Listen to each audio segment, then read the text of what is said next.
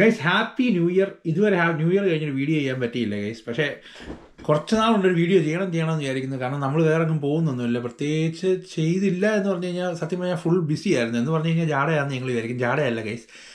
ഈ Christmas new year എന്നൊക്കെ പറഞ്ഞു കഴിഞ്ഞാൽ എയർപോർട്ടൊക്കെ ഏറ്റവും അധികം ബിസി ആയിട്ടുള്ള ടൈമാണ്. അപ്പോൾ നമുക്ക് ഇച്ചിരി ഓവർ ടൈമും കാര്യങ്ങളൊക്കെ കിട്ടി. അപ്പോൾ അതങ്ങ് ചെയ്യുമായിരുന്നു. ബിക്കോസ് നേരത്തെ എന്ന് പറഞ്ഞു കഴിഞ്ഞാൽ നമുക്ക് ഇഷ്ടം പോലെ ഓവർ ടൈം ഉണ്ടായിരുന്നു. ഇപ്പോഴത്തെ സിറ്റുവേഷൻ വെച്ചുകൊണ്ട് നമുക്ക് ഓവർ ടൈം കിട്ടുമ്പോൾ നമ്മളങ്ങ് ചെയ്യുക എന്നുള്ളതേ ഉള്ളൂ.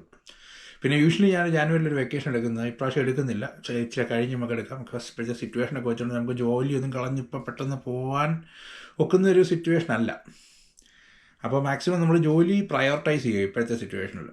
പിന്നെന്തുവാ, പിന്നെ ഒരുപാട് മെസ്സേജസ് എനിക്ക് വരുന്നുണ്ട്. അപ്പോൾ അതിൻ്റെ കുറച്ച് അപ്ഡേറ്റ്സ് തരാമെന്ന് വെച്ചു. ഫസ്റ്റ് തിങ്, എല്ലാവരും ചോദിക്കുന്നുണ്ട് ഈ കാനഡ അമേരിക്കയായിട്ട് മെർജ് ചെയ്യാൻ പോകാമെന്നാണ്. അതിപ്പോൾ ഞാൻ പറയേണ്ട കാര്യമില്ല, ഒരുപാട് ന്യൂസിലൊക്കെ നിങ്ങൾ കണ്ടു കാണും. പ്രാക്ടിക്കലി അതൊരു പോസിബിൾ ആയിട്ടുള്ളൊരു സംഭവമല്ല. ബിക്കോസ് കാനഡ എന്ന് പറയുന്ന ഒരു ജനാധിപത്യ രാജ്യമാണ്. ഇവിടുത്തെ ഒരു ഭരണകൂടമുണ്ട്. പെട്ടെന്ന് ഇപ്പോൾ ട്രംപ് ഇപ്പോൾ പറയുകയാണ് കാനഡ അമേരിക്കയുടെ 51st സ്റ്റേറ്റ് ആകണം എന്ന് പറഞ്ഞു കഴിഞ്ഞാൽ ഉടനെ നടക്കുന്ന കാര്യമൊന്നുമില്ല. ഉടനെ അല്ലാതെ നടക്കാൻ പോകുന്ന കാര്യമേ അല്ല. അത് പുള്ളിക്ക് വളരെ ക്ലിയർ ആയിട്ട് അറിയാം. ഇത് ചുമ്മാ അത് ഇപ്പോൾ ഒരു ജനശ്രദ്ധ പിടിച്ചു പറ്റാൻ വേണ്ടി പുള്ളി അത് പറയുന്നതായിരിക്കാം. പക്ഷേ ഇവിടുത്തെ ന്യൂസിലൊന്നും ഇത് വലിയൊരു ന്യൂസൊന്നും അല്ല. അതൊരു ന്യൂസ് പോലെ വന്നു അങ്ങ് പോയി. പക്ഷേ നമ്മുടെ നാട്ടിലെ ചാനൽസിലൊക്കെ ഇതൊരു വലിയ ന്യൂസാണ്. അവരാണ് ഇത് വലിയ ന്യൂസ് ആക്കുന്നത്. ഇതൊരിക്കലും നടക്കാൻ പോകുന്ന കാര്യമല്ലെന്നുള്ളത് വളരെ ക്ലിയർ ആയിട്ട് അറിയാം. അപ്പോൾ പിന്നെ ഈ അടുത്തിടയ്ക്ക് ജസ്റ്റിൻ ട്രൂഡോ വളരെ ക്ലിയർ ആയിട്ട്, ഞാൻ ആദ്യമൊക്കെ വിചാരിച്ചു ഈ പുള്ളി എന്തിനാ ഇത് പുള്ളി പറയുന്നത് ട്രംപ് പറയുന്നത് കേട്ടോണ്ട് ഇങ്ങനെ നിൽക്കുന്നതെന്നൊക്കെ വിചാരിച്ചു. പക്ഷേ ഈ അടുത്തിടയ്ക്ക് പുള്ളി വളരെ ക്ലിയർ ആയിട്ട് പുള്ളിയുടെ ഒരു പോസ്റ്റും പുള്ളി ചാനൽസിലെല്ലാം പറഞ്ഞു കാനഡ അമേരിക്കയുമായിട്ട് മെർജ് ചെയ്യാനുള്ള ഒരു ചാൻസും ഇല്ലെന്നുള്ളത് വളരെ ക്ലിയർ ആയിട്ട് പറഞ്ഞു. അത് പുള്ളി മാത്രമല്ല, ഇവിടുത്തെ ഓപ്പോസിഷൻ പാർട്ടി പ്രതിപക്ഷ നേതാവ് പിയർ പോളിയും വളരെ ക്ലിയർ ആയിട്ട് എല്ലാവരും പറഞ്ഞു. അപ്പോൾ അതൊരിക്കലും നടക്കാൻ പോകുന്നൊരു കാര്യമല്ല. പിന്നെ നിങ്ങൾക്കെല്ലാം അറിയാവുന്ന പോലെ തന്നെ ജസ്റ്റിൻ ട്രൂഡോ ഓൾറെഡി പുള്ളിയുടെ റെസിഗ്നേഷൻ സബ്മിറ്റ് ചെയ്തിട്ടുണ്ട്. അടുത്ത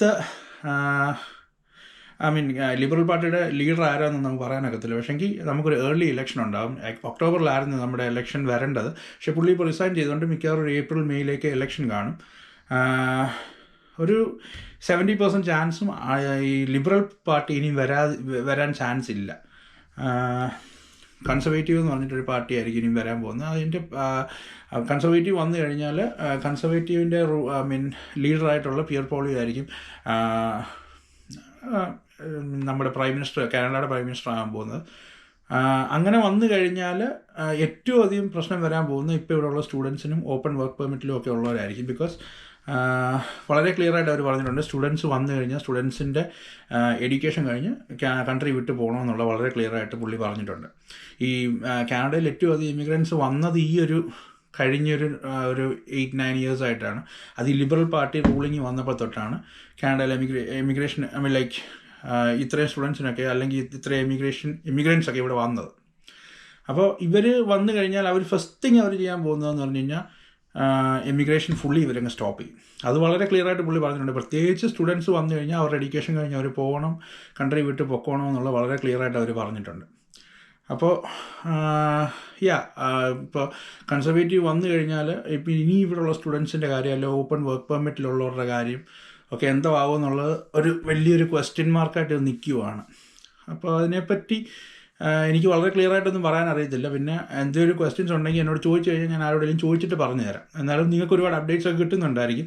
പിന്നെ ഇപ്പോഴത്തെ ഒരു സിറ്റുവേഷനിൽ എന്നോട് ഒരുപാട് പേര് ചോദിക്കുന്നുണ്ട് ഈ $30 ലക്ഷം $40 ലക്ഷം റുപ്പീസൊക്കെ മുടക്കി ഇവിടെ വന്നിട്ട് സ്റ്റുഡൻറ്റ് വിസയിൽ വന്നിട്ട് എല്ലാവരും ഇവിടെ വരുന്ന 90% ആളുകളും ഇവിടുത്തെ യൂണിവേഴ്സിറ്റിയുടെ ആ ഒരു പേരൊന്നും കണ്ടുകൊണ്ട് വരുന്നവരല്ല.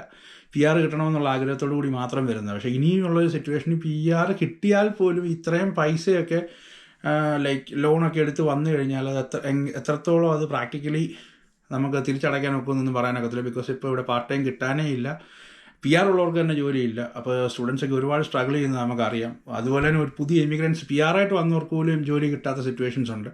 അത് ഞാൻ പറയാതെ തന്നെ നിങ്ങൾക്കറിയാം, പലരും അറിയാവുന്നവരോടൊക്കെ ചോദിച്ചാൽ മതി.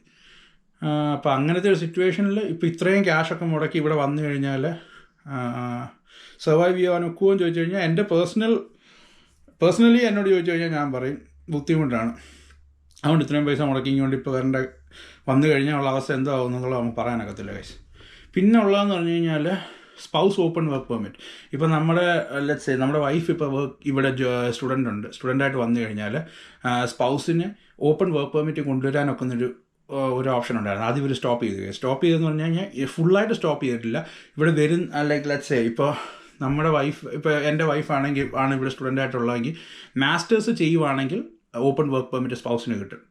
പിന്നെ അല്ലെങ്കിൽ എന്തോ 1-2 കാറ്റഗറീസ് ഉണ്ട്, ഡോക്ടർ അങ്ങനത്തെ എന്തൊക്കെ കാറ്റഗറീസ് ഉണ്ട്. അങ്ങനെയുള്ള കാറ്റഗറി കറക്റ്റായിട്ടുള്ള എന്തൊക്കെയാണെന്ന് എനിക്കറിയത്തില്ല. 1-2 കാറ്റഗറീസ് അവർ മെൻഷൻ ചെയ്തിട്ടുണ്ട്. അങ്ങനെയുള്ളവർക്കാണെങ്കിൽ ഓപ്പൺ വർക്ക് പെർമിറ്റ് കിട്ടും. പക്ഷേ അത് 100% ഷുവർ അല്ല കിട്ടുമോ എന്നുള്ളത്. ലൈക്ക് 50-50 ചാൻസാണ്, റിജക്റ്റ് ആകാനുള്ള ചാൻസ് ഉണ്ട്. അതുപോലെ തന്നെ ഒരുപാട് വിസിറ്റിംഗ് വീസാസ്, അതുപോലെ ജെനുവിൻ റീസണുള്ള visiting visas, like super visas, work permits ഒക്കെ ഇപ്പോൾ റിജക്റ്റ് ആകുന്നുണ്ട്. ഇപ്പോൾ ഇവർ കൺസർവേറ്റീവ് വന്നില്ലെങ്കിൽ പോലും ലിബറൽസ് അവർക്ക് മനസ്സിലായി അവർ അക്കോർഡിംഗ് ടു മീ എന്നോട് ചോദിച്ചു കഴിഞ്ഞാൽ ലിബറൽസ് ആക്ച്വലി ഒത്തിരി നല്ല കാര്യങ്ങൾ ചെയ്തിട്ടുണ്ട്. പക്ഷെങ്കിൽ അവർ ചെയ്തൊരു വലിയ ഫോൾട്ട് എന്താണെന്ന് വെച്ച് കഴിഞ്ഞാൽ ഇവിടെ കോവിഡ് വന്നപ്പോൾ, ഞാൻ നേരത്തെ ഒരു വീഡിയോയിലും പറഞ്ഞിട്ടുണ്ട്, ഇവിടുത്തെ ഏറ്റവും വലിയൊരു വരുമാന മാർഗ്ഗമായിരുന്നു ഇമിഗ്രേഷൻ എന്ന് പറഞ്ഞു കഴിഞ്ഞാൽ. അപ്പോൾ ഈ പറയുന്ന ഏറ്റവും അധികം ആളുകൾ ഇന്ത്യയിൽ നിന്നൊക്കെ ഈ പറയുന്ന സ്റ്റുഡൻസൊക്കെ ഒരുപാട് പേര് ഇവിടെ വന്നു. അപ്പോൾ അന്ന് ഇവരുടെ ഒരു വലിയ വരുമാന മാർഗ്ഗമായിരുന്നു ഈ ഇമിഗ്രേഷൻ എന്ന് പറഞ്ഞു കഴിഞ്ഞാൽ. അപ്പോൾ അങ്ങനെ ഒരുപാട് ആളുകൾ ഇവിടെ വന്നപ്പോൾ ഇവിടെയുള്ള ആളുകൾക്കും വന്ന ആളുകൾക്കും ജോലി ഇല്ലാത്തൊരു സിറ്റുവേഷനിലോട്ട് മാറി. അപ്പോൾ ഇനിയിപ്പോൾ അത് കൺട്രോൾ ചെയ്യേ ഇവർക്ക് നിവൃത്തിയുള്ളൂ, ഇമിഗ്രേഷൻ കൺട്രോൾ ചെയ്യേ നിവൃത്തിയുള്ളൂ, അല്ലാതെ വേറൊന്നുമില്ല. അപ്പോൾ സ്പൗസ് ഓപ്പൺ വർക്ക് പെർമിറ്റ് ഉടനെ ലൈക്ക് അത് ഓൾമോസ്റ്റ് സ്റ്റോപ്പ് ആയെന്ന് തന്നെ പറയാം. പിന്നെന്ന് പറഞ്ഞു കഴിഞ്ഞാൽ അതുപോലെ തന്നെ ഇപ്പോൾ പല സ്റ്റുഡൻസിനോടും ഇവർ പ്രോപ്പറായിട്ടുള്ള ഡോക്യുമെൻറ്റ്സ് ഒക്കെ ചോദിക്കുന്നുണ്ട്. അതെന്താണെന്ന് വെച്ച് കഴിഞ്ഞാൽ ഒരുപാട് പേര് ഈ ഫേക്ക് ഡോക്യുമെൻറ്റ്സ് ഒക്കെ കാണിച്ച് ഇവിടെ കയറി വന്നവരുണ്ട്. അവർക്ക് ഇവരിനിയും എല്ലാം പ്രോപ്പറായിട്ട് അനലൈസ് ചെയ്ത് എല്ലാം ചെക്ക് ചെയ്തിട്ട് എന്തെങ്കിലും ഇഷ്യൂസ് ഉണ്ടെങ്കിൽ അവരെ തിരിച്ച് ഡീപ്പോർട്ട് ചെയ്യും കേസ്. അത് ഓൾറെഡി ഇവർ മെൻഷൻ ചെയ്തിട്ടുണ്ട്. അപ്പോൾ അങ്ങനെ ഈവൻ പ്രോപ്പർ ഡോക്യുമെൻറ്റ്സ് ഉള്ളവരോട് പോലും ഇവർ വീണ്ടും ഡോക്യുമെൻറ്റ്സ് ചോദിച്ചിട്ടുണ്ട്. അപ്പോൾ ഇനിയുള്ളതെന്ന് പറഞ്ഞു കഴിഞ്ഞാൽ ഇനിയുള്ള വളരെ സ്ട്രിക്റ്റ് ആയിരിക്കും ഇമിഗ്രേഷൻ. അതുപോലെ തന്നെ എക്സ്പ്രസ് എൻട്രിക്കൊക്കെ എനിക്ക് തോന്നുന്നു ഇപ്പോഴത്തെ മിനിമം പോയിൻ്റ് എങ്ങാണ്ട് 542 അങ്ങനെ എന്തോ ആണ്. അതങ്ങനെ അത്ര പെട്ടെന്ന് ക്വാളിഫൈ ചെയ്യുന്നൊരു പോയിൻ്റ് അല്ല. അങ്ങനെയൊക്കെയുള്ള പ്രശ്നങ്ങളാണ് ഇപ്പോൾ പോയിക്കൊണ്ടിരിക്കുന്നത്. അപ്പോൾ ആസ് ഓൾവേസ് ഇപ്പോൾ ജോബ് മാർക്കറ്റൊന്നും ഇവിടെ ചേഞ്ച് ഒന്നും ആയിട്ടില്ല. ഇപ്പോഴത്തെ സിറ്റുവേഷനിൽ വളരെ ബുദ്ധിമുട്ടാണ് ജോബ് കിട്ടുക എന്നുള്ളത്. പ്രത്യേകിച്ച് ഒരു ന്യൂ ഇമിഗ്രൻ്റ് ഒക്കെ വന്നു കഴിഞ്ഞാൽ വലിയ വിഷമമാണ് കിട്ടുക എന്നുള്ളത്. അപ്പോൾ അതൊക്കെയാണ് ഇവിടുത്തെ ഇപ്പോഴത്തെ സിറ്റുവേഷൻ. നെഗറ്റീവ് പറയാൻ വേണ്ടി അല്ല കേസ് ഇപ്പോൾ വന്നത്, എന്തെങ്കിലും ഒരു വീഡിയോ ചെയ്യാൻ വേണ്ടി വന്നതാണ്. അപ്പോൾ എന്നോട് ഇങ്ങനെ ഒരുപാട് പേര് ഇങ്ങനെ കുറച്ച് ക്വസ്റ്റ്യൻസ് ഒക്കെ ചോദിച്ചിരുന്നു. അപ്പോൾ അതൊന്ന് ക്ലിയർ ചെയ്യാൻ വേണ്ടി ഞാനങ്ങ് പറഞ്ഞതേ ഉള്ളൂ. ഇതൊക്കെ എന്തെങ്കിലും പേഴ്സണലായിട്ടുണ്ടെങ്കിൽ എനിക്ക് ഒരുപാട് പേര് ലൈക്ക് മെസ്സേജ് അയച്ചൊക്കെ ചോദിക്കാറുണ്ട്. അവരോട് എനിക്കറിയാവുന്ന രീതിയിലൊക്കെ ഞാൻ അവരോട് പറഞ്ഞു കൊടുക്കാറുണ്ട്. എന്തെങ്കിലും ഉണ്ടെങ്കിൽ പറഞ്ഞാൽ ഞാനത് ചെയ്യാം കേസ്. അപ്പോൾ അതുപോലെ തന്നെ നമ്മൾ ചിലപ്പോൾ ഈ ആഴ്ച ഒരു ചെറിയ ട്രാവൽ വീഡിയോ ഉണ്ടായിരിക്കും കേസ്, നമുക്ക് സെറ്റാക്കാം. ട്രാവൽ വീഡിയോ എന്ന് പറഞ്ഞാൽ നമ്മൾ വെളിയിലൊന്നും പോകുന്നില്ല, ഇൻസൈഡ് കാനഡ ആയിരിക്കും, ചിലപ്പോൾ ഒന്ന് കാൽഗറി വരെ പോകും. അപ്പോൾ അതൊക്കെ സെറ്റ് ചെയ്ത് നമുക്ക് വേറൊരു വീഡിയോ ആയിട്ട് വരാം കേസ്. അപ്പോൾ thank you so much, keep supporting റോബിക techie. Again happy new year.